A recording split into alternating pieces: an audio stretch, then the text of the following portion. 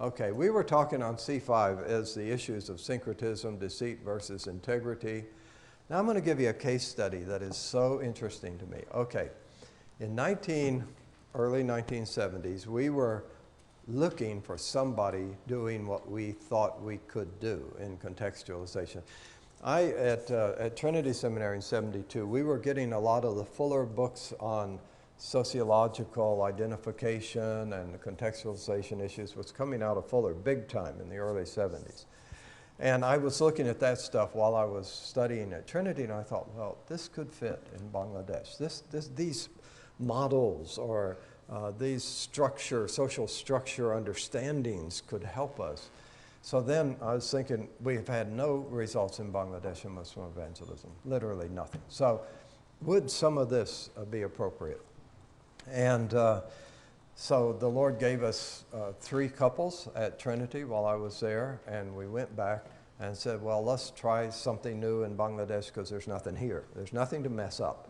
It's just a Hindu background church that has no interest in reaching Muslims. And so then we looked around, what is a model? Are there people doing some of this stuff in contextualization with Muslims? And we found that the closest we could find was Jews for Jesus. And that has the Old Testament to work with, and we didn't have the Old Testament to work with. We're outside the Bible. But Jews for Jesus, of course, incorporating so much of the Old Testament ritual and all of that. But it gave us some ideas. Jews for Jesus particularly gave me some ideas. Moish Rosen, who died recently, they had an interesting Christianity Day article on him recently, and I sent in a letter of tribute to him. I don't know if it'll show up in CT or not. But he helped us, actually, when we had nothing. And from that day to this day, I had never been able to find anybody else doing it pre-1975. All right, but now I discovered, with one exception, so I discovered much later, after all this is done, in fact, it was about like 10 years ago, so say 2000, I discovered Shadrach. And Shadrach is not well known, apart from the Bible Shadrach. This Shadrach was an Indonesian, okay? And he actually engaged in contextualized approach to Muslim evangelism, and he himself was a Muslim convert in Indonesia. So, did you all know Shadrach or any of the stuff behind Shadrach? I think Roger Dixon, who we were talking about earlier, I looked at him and other guys in Java who were contextualizing. Okay. There, and so the model that we use is kind of based on the Javanese model. Okay, did you have something to add here? Okay. All right, now, so Shadrach, let's try to learn a little bit about him. I found the PhD dissertation at University of Amsterdam, 1988, by an Indonesian. This Indonesian gave his PhD dissertation on Shadrach, and so I got a copy of it. And so that told me all the insights. In fact, it's the only thing I know that is written about Shadrach that exists today. There may be other stuff, but this PhD dissertation is extremely helpful. Shadrach then, born in 1835, died in 1928 at the age of 93. He was from a wealthy Muslim family, unlike most Indonesians, folk Islam. And he accepted Christ at age 32. It is not really clear how he came to the Lord. I assume it was with the Dutch Reformed Church, which was the church there at that time. It was under colonialism. Dutch were ruling Indonesia. Dutch church just came in and got some converts and got people, and so perhaps this is how Shadrach heard the gospel. So at that time, local Muslims called Christianity the religion of pig manure. Nice little designation. They hated the colonialists to begin with. That's political. They hated the religion because it was religion of the colonialists. And so these Muslims didn't have a very good regard for Christianity. The Dutch Reformed Church said this. They didn't like what Shadrach started doing at all. So they said that Shadrach had created a new sect of Islam with a Christian color.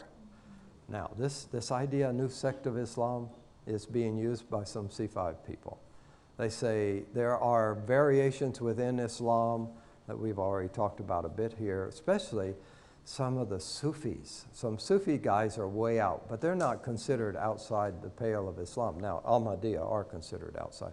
But Sufis, I've been in a Sufi meeting, and so they're gathered in a circle, and they have a water pipe full of ganja, marijuana type stuff, and I've seen them pass it around. This is evening, and it's dark, and they're all sitting, and they're all so happy, and so I've seen them say, Bismillah Rahman Rahim, and then like this, Allah, and have a jolt of Allah in their life through the marijuana, through the water pipe.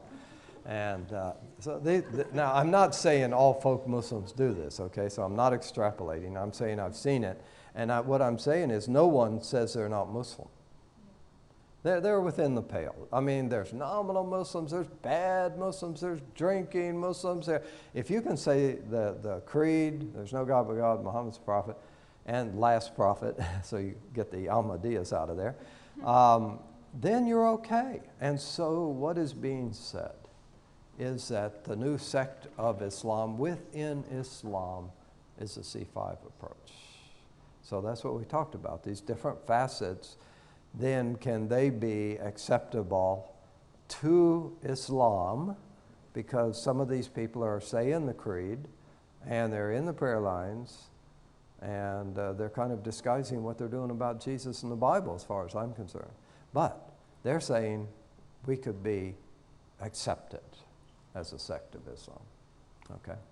So this is what the Dutch Reformed Church, all the way back in the 1800s, are looking at Shadrach and saying he is, Dutch Reformed Church is very keen on being theologically pure according to Reformed tradition. Now they may have a pint of beer and a cigar while they're talking about their Reformed inerrancy, but they're still lily white, and so they're very keen to keep it right. Okay, this is a general, I'm giving a general Reform picture there. And they're theologically astute. They know the issues. Okay, so these guys are looking at Shadrach and say he's not in the camp. He's not really a Christian. So that's, Shadrach then had 7,500 Muslim background believer church members at the time he died. No believers returned to Islam after he died, but most assimilated into the Dutch Reformed Church. What happened was, as usual, these guys who start new things have a son. So Shadrach's son took over, and he was not a leader. He didn't have the innate qualities for leadership, and so it just began to break apart. But those people still had a real faith in Jesus, so they didn't go back to Islam. They did assimilate into the standard church that was there, which was the Dutch Reformed Church. So some believe this movement was the foundation of the present church in Indonesia, Don Dents. Do you all know Don Dents? Okay, Don Dents has a paper on this, and said way back then, it's his feeling that it created some foundation, and I don't know the details, but this was Don's position, and he found remnants of people who were grandchildren or great-grandchildren of the Shadrach movement, okay? Okay, church characteristics. Now, here's what I want you to do. I'll go through this. I want you to think of where you feel comfortable or uncomfortable with these types of areas in which their practice, their belief. Just think about it, and we'll come to the end and we'll talk about it. So I won't take time to talk about it as we go through, but we'll come back. Okay, church characteristics. First of all, Shadrach. This dynamic leader was seen as a person of humility, and he had a very simple lifestyle. And I think this is where often movements fall down in Christendom. And in America, we have these overwhelming illustrations of the one-man show, and it gets these huge salaries and lavish lifestyles. And to me, it's distressing. Okay, I'll just tell you, because it's not a secret. Franklin Graham was exposed by Charlotte Observer, which Charlotte Observer is very good at exposing. It took Jim Baker down, okay, and 700 Club, and no, his PTL Club. So they went after Franklin. Now remember, this is sacred Billy Graham territory in Charlotte. But the Charlotte Observer really doesn't like Franklin, the successor to Billy, very much. And, but they have every right for investigative journalism. Where would we be today without the free press in America to take down some of these excesses? So they went and investigated his salary. And we always knew that he said, I'll become the head of Billy Graham Association if I can also be head of Samaritan's Purse. So he has had dual roles, and let me make it very clear. Samaritan's Purse and Billy Graham Association today is doing a great job. There's tremendous things being done in a social way and an evangelism way. So this has nothing to do with the operations of these two organizations. It has a lot to do with Franklin, because they discovered Franklin's salary is $1.2 million a year. 600 and some thousand from Samaritan's Purse, 600 and some thousand from Billy Graham Association. And when that hit the fan in Charlotte on the front page, people were very, very unhappy, rightly so. So I went to a friend who is on the Billy Graham executive of the Billy Graham Association, and he's right at the top. And I said, you guys must have gone into spin mode and panic when this came out, and it hit the wires. It went all over the world, actually, not just America, that Billy Graham, this son of Franklin Graham, son of Billy, is making this kind of salary. And I said, so what did you all do? Well, I knew the first thing they came out with was that Franklin said, I will not take any more salary from Billy Graham Association. So he was going to slouch by with a measly $650,000 from Samaritan's Purse. And so I was talking to my friend, who's a real man of God on the executive. And he said, there's no way to. Let me just say, there's no way to excuse that. He said, it's wrong. And I said, well, here's my take on Franklin. He's a mover shaker. He is just always on the move, making things happen. And he just comes to your two boards, and you don't have any coordination between you, the two different organizations entirely. And he just reports great things, and somehow the salary increases. You guys don't pay any attention. And don't question this guy. You just give him a long leash and meet a couple times a year. I said, I think that's what you do. He said, yeah, that's what we do. And he said, we had no coordination on salaries with Franklin at all. So then I said, so what are you going to do? He said, well, he said he wouldn't take salary from Billy Graham Association, but we didn't feel that was right because he is our CEO. So we're giving him something. So he'd probably pick up another couple $100,000 from BGEA. You know, this is absolutely disgusting to me. I mean, I know I have a missionary heart and a missionary view on money, but having said the above, just think of the disrepute. Think of our son-in-law's dad, after they came back from the Philippines in 32 years, worked for Billy Graham Association in California, Nevada, a few states. He raised money for Billy Graham Association. Where he spent a lot of his time was in retirement homes, getting money for Billy Graham Association for somebody who had wrote in for a book or they got an address, okay? So then Fred would go and appear and give a pitch, you know, I want to pray for you, any needs, and then a pitch for money and an annuity, which is something I could never do, but be that as it may. The point of that is that's not criminal. The point is these old people giving from their pittance and supporting off the top, $1.2 million in salary for Franklin. I think that's disgusting. So I'm sorry if I'm offending anybody here. I wrote the letter to them. I made my protest, which means nothing. And so they go on their way and say, this is the American way. Hello. It's not my way. And I don't think it's the Christ way. And the problem is this represents Christ. I don't care if this is secular. I don't care. I mean, all these bankers getting all this money, go fight it out. I don't care.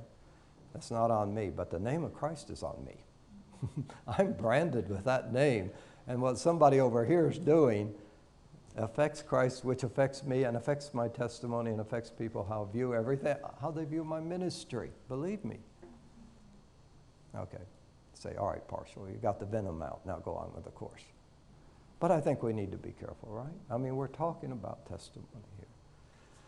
So Shadrach, well, all that just because he had a simple lifestyle. That's where we got going on that. Anyway, he did have a simple lifestyle, and he wasn't thought of as the Borosahib, the big man that has the big house and all the riches. And I just think that's so commendable. The church leaders were called imams, and they were mostly farmers. Now, okay, here's a point right here of contextualization. They were not called preacher or reverend so-and-so, and they weren't ordained. It's been a kind of a shift for me to be in PCA church, which I tell you, to be ordained as an elder in a PCA church, Presbyterian Church of America, is a big deal. And you go through this huge training session, and then you meet the session, and then you're approved by the church. And so in our church, 4 people were put up and 3 went through that whole course and were refused. Only 1 made it before it even got to the church body vote.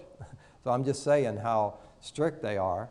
And I compare that strictness and they say, well, it's a guardianship of the post. Okay, we're going to keep it so that the testimony is right before those who are leaders in the church. And I understand that. I'm really not really down on that, but I'm just saying the contrast between that and what Shadrach did, in which people came to Christ, and we're doing in Bangladesh. I mean, we don't have all of that stuff. There's no way you can do that kind of stuff out in the villages of Bangladesh. Okay? So he understood that. This is the point. He understood that. And so these were just farmers, so they were lay people, but they became leaders, and they were called the Muslim word for a religious leader, which is imam. Now, the interesting thing here was this is not a contextualized word, Christian, but he used it. So these 7,500 people were called Christians, which associated them with Dutch Reformed Christians, right? I mean, two people, if they went and said they were called Christians. So we have avoided that name. I'll talk about that later in strategy because of its baggage, negative baggage. But here, even though it had tremendous negative baggage, right? Pig manure, but yet they felt they wanted to retain that name. Only Shadrach took a biblical name. If they were Muhammad when they became a Christian, they stayed Muhammad, or whatever, okay?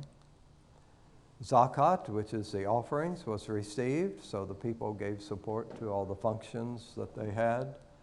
3-day great gatherings, like Muslim festivals. Now, I don't think I found out, no.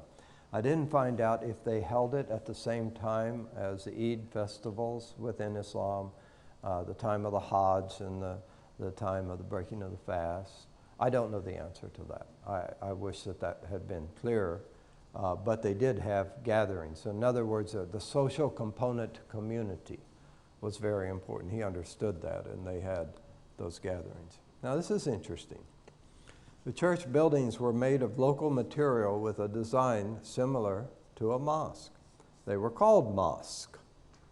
A 3-tier roof symbolized the Trinity. No cross was displayed. On the top of the roof was placed a disc with several protruding arrows, which was said to represent the unity of the community. Believers did not remain in the Muslim mosque. So definitely at that point, it just undercuts C5 as far as saying they were not C5. Because the whole basic thing to C5 is they remain in the mosque. Church discipline was practiced. I think that's gone by the board over the years in Christianity, but they practiced it.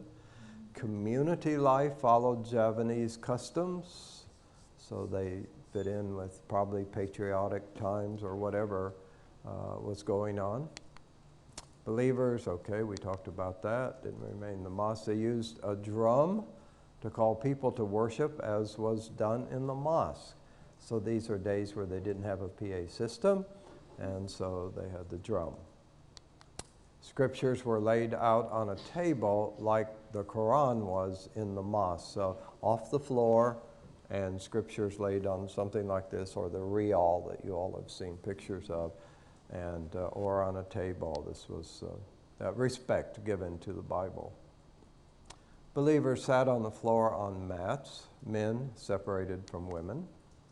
Members memorized quoted scripture in church, and every indication they were evangelical in doctrine. Now, I want to say the Dutch Reformed Church at that time, and probably today, is basically is evangelical in doctrine. I don't think anybody's tried to throw Dutch Reformed Church out of the evangelical camp. So, with their own characteristics. But, so he would have picked up, I think. Well, I mean, where did he get his instruction? I'm assuming he had these Dutch Reformed people, believers, Javanese believers or missionaries, somewhere he's picking up and self-study and all. So he came out in evangelical is the point of that. He sang Christian Javanese hymns, okay? So by that, it could be the Javanese hymn music type of thing, and then the Christian words to that. That's probably what he was doing. He had scripture using Isa and Allah. So go back all the way to that time in the late 1800s. I would be interested to know what the Dutch Reformed Church was using at that point. Were they using Isa and Allah? I don't know the answer to that. Now this is interesting. Okay, the Muslims chant, and I like Muslim chanting. And I've been in meetings where Muslims give their testimony in chanting form. And it's very lyrical, very haunting at times, very melodious. I just love it. I think it's really good. So chanting has been a traditional Muslim form. And so this creed, now we're looking at a creed that's very important and would probably be recited or sung each meeting. So this is very central. I believe that God is one. There is no God but God. Jesus Christ is the Spirit of God. Isa Rahullah. That's in the Quran. Jesus is the Spirit of God in the Quran. Whose power is over everything. There is no God but God. Jesus Christ is the Spirit of God. Now we're going to come back to this and get your opinion about this, but let's finish it off and then come back and talk. The creed was recited with a soft voice, gradually getting louder, accompanied by hand clapping and head movements from side to side and up and down alternatively. Emotion became intense until a believer experienced some sort of mystical union with Allah. This is the Muslim style of dhikr. Now as you read that, I'll come back to it, but as you look at that and think of what Christian group has similarity.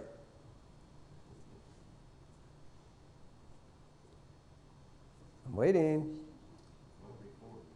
How about Pentecostals? Okay, I've been in Pentecostal meetings when things really got wild. And it could pretty well fit this, including being slain in the Spirit.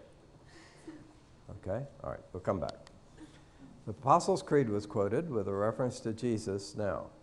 Beloved Son, my Lord.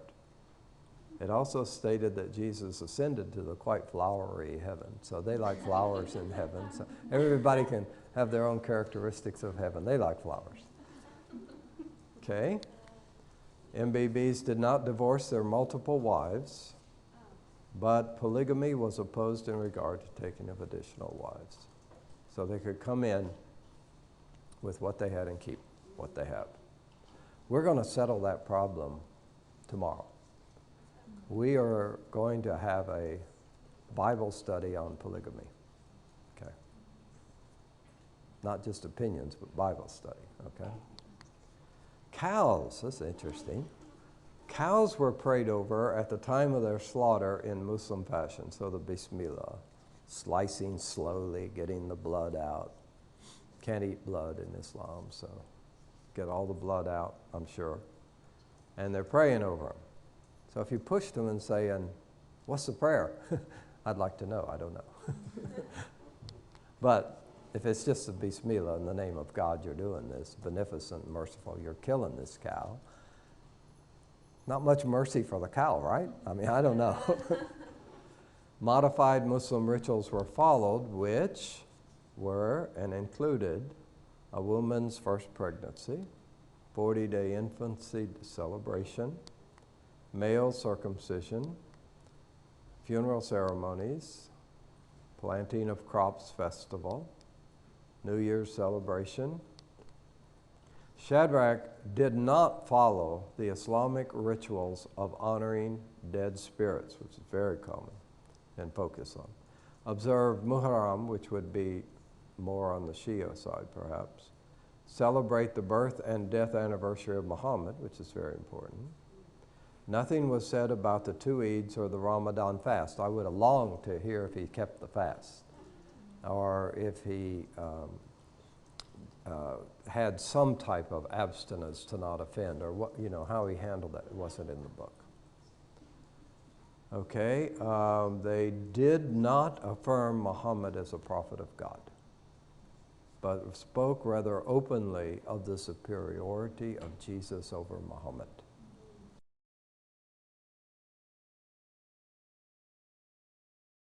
Okay, if you have a Bible, or you can look it up on the computer to get maybe different versions. This is a first class that's gotten into the Spirit of God issue to this degree and having some issues with it. So it's interesting. Anyway, Acts 16:7. This is Paul and his companions traveling around. Acts 16:7.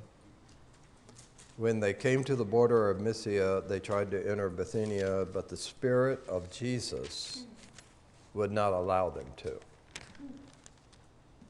Okay. Does Jesus have a spirit as you read this? He does. And does he have the Spirit of Jesus? According to this scripture, seems to, right? All right, let's go to another one. Is in Acts. Okay, that was Acts. Oh, Philippians 1:19. Here we go.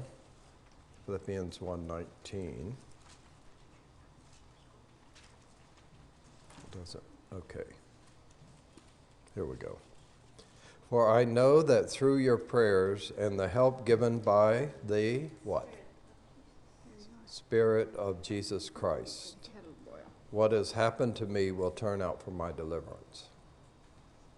So does that seem okay, that Jesus has a spirit and that it's active, Spirit of Jesus Christ? He's got a problem. Yeah, go ahead. The first verse you read, Acts Right. 16:7, in the Greek, the Jesus is not in there. You got me on that, I don't know. Why is it in NIV? That's the nearly inspired version. It's not, well, it's not it's Inerrant not version, James. right? Inerrant, nearly inerrant version. Or newly inerrant version. Anyway, okay, yeah, I don't know the answer to that. I don't want to spend too much more time on that, but just to bring out those points. All right, just to look at the rest. Okay, this mystical dikir. What do you think of that? Is that all right? Down here's this too much emotion for some of you, or I mean, if you give the Pentecostals, very emotional Pentecostals are evangelicals and part of the faith, then is this particular experience outside the realm of evangelicalism? That's my question. Any big problem with this? I give you an illustration. Cal had this Sunday evening service, Cal Osman Assembly of God. So English service in Bangladesh, in Dhaka. So Julie and I went every Sunday night, just our esteem for him. We could tell. I'm sorry, I'm always the guy on the ground type of stuff. We could always tell when we're going to have tongues that night because it was worked up. I mean, no, wait, I shouldn't say that. If Cal was here, he may be up in heaven having something to say about this. But I mean, things got emotional, you know. There was a lead in, and the songs were very emotional, and his countenance was very emotional. And then pretty soon, a certain person would start speaking in tongues. And then if nobody interpreted for a long time, pause, holy pause, and then he would interpret. So you know, and if it was just a straightforward service, not that emotional component, didn't happen, did not happen. All right, so I'm not downing Cal. This is my guru. This is the guy that knows God like I don't know God. And so that's why I'm saying it's difficult to ascertain, is this being worked up or what? We went to the laughing guy. Who is he? A New Zealand guy? Who's the laughing guy? What's his name, Julie? Forgot. Anyway, he was a sensation of charismatics for a number of years. And so he came to Manila, and he got that place, he got 1,000 maybe more Filipinos, and he got them laughing. So this was a thing of the spirit, to laugh. This was a huge thing around for a long time. So so then it was an amazing guy. You could kind of feel the emotion going up, and he was going. Then he'd just sit down, and there'd be no songs, no music, and he wasn't talking. And still all these Filipinos going wild with laughing and giggling. And then he came over the seats, walked over the seats, he threw his books around, and people caught him in the audience. And then he began going over the seats to get to people to slay him in the spirit and things. And he got near us, and he turned away. I mean, he just didn't feel we were in the spirit, so we were too hard of nuts to crack. Whatever. But it was, yeah. So anyway, I have been in this circle a bit, and hands laid on me and prophecy made over me. And I'm not saying anybody was doing this in a fake way, because I don't know. Quite frankly, I have no idea where the spirit is at a certain moment and where is flesh at a certain moment. It's just a very complicated issue. Therefore, you know, Dick here will actually do it, not this emotionally. We'll do it on Friday in our worship service, but just to give you an idea what it is. But don't be concerned about it. It's not going to go this level. But this thing of being one with Jesus, right? This Jesus, right? First of all, Christ in us, right? That is a scriptural thing, right? So Christ in us. And then it seems that there could be a realization, okay, a moment of greater realization and depth of this Christ in us, and it becomes an emotional thing. Whatever. So for Muslims, they do this dhikr, and okay.